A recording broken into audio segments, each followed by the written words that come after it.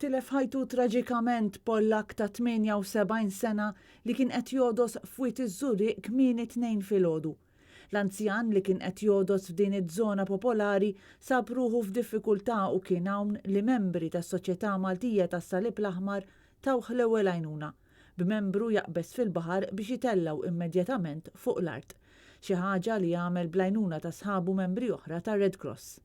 U ma tawh l-ewwel għajnuna inkluż permezz tas-CPR sakemm fil-post wasal tim mediku li immedjatament ħal ir-raġel l-isptar Mater Dei fejn iddaħħal mitluf minn sensieħ.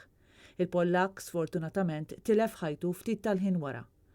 Dettalji dwar l-identità tal-anzjan għadhom mhux magħrufa u għaldaqstant lanqas ma hu magħruf jekk ir-raġel kienx jgħix Malta jew kienx qiegħed pajjiżna fuq btala.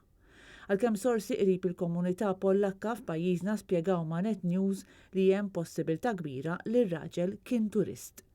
Dwar dan il-każ traġiku l-Maġistrat tal-Għassa Astrid Mejgrima fetħet inkjesta filwaqt li l-Pulizija għadha qed tinvestiga.